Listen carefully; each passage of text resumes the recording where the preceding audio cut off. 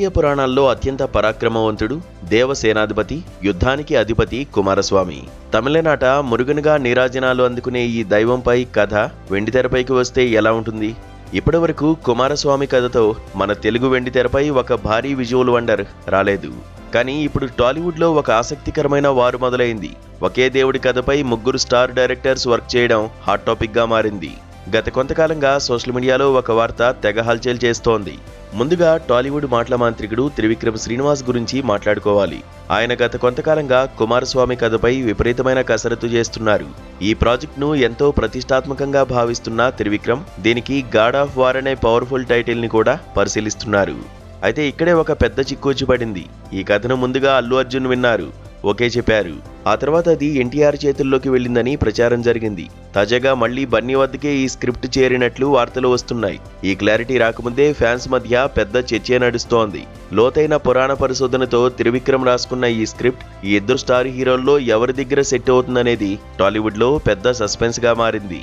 త్రివిక్రమ్ డైలమాలో ఉండగానే టాలీవుడ్ సెన్సేషనల్ ప్రశాంత్ వర్మ లైన్లోకి వచ్చారు. హనుమాన్ సినిమాతో తెలుగు సినిమా సత్తాను ప్రపంచానికి చాటిన ప్రశాంత్ వర్మ ప్రస్తుతం జై హనుమాన్ పనుల్లో బిజీగా ఉన్నారు. అయితే ఆయన తన ప్రశాంత్ వర్మ సినిమాటిక్ యూనివర్స్ పీవీసీయూలో భాగంగా కుమారస్వామి కథను కూడా తెరకెక్కించబోతున్నారని గట్టిగా వినిపిస్తోంది. దీనికి మరింత బలం చేకూర్చే విషయం ఏమిటంటే ప్రశాంత్ వర్మ ఈ చిత్రానికి దర్శకత్వం వహించకుండా కథ అందించడంతో పాటు ఈ చిత్ర నిర్మాణ బాధ్యతలను తీసుకోనున్నాడట. కేవలం దర్శకత్వమే కాకుండా నిర్మాతగా కూడా మారి కొత్త టాలెంట్ను ఎంకరేజ్ చేస్తున్నారు.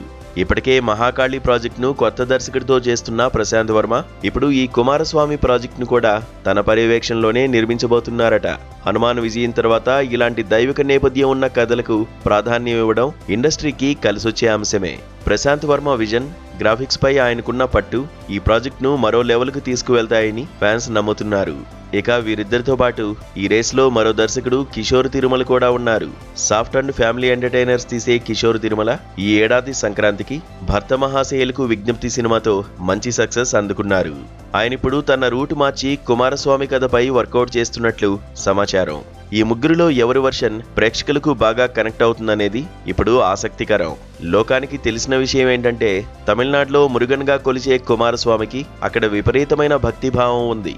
కానీ తెలుగులో ఇప్పటివరకు ఆయన పరాక్రమంపై పూర్తిస్థాయి భారీ చిత్రం రాలేదు.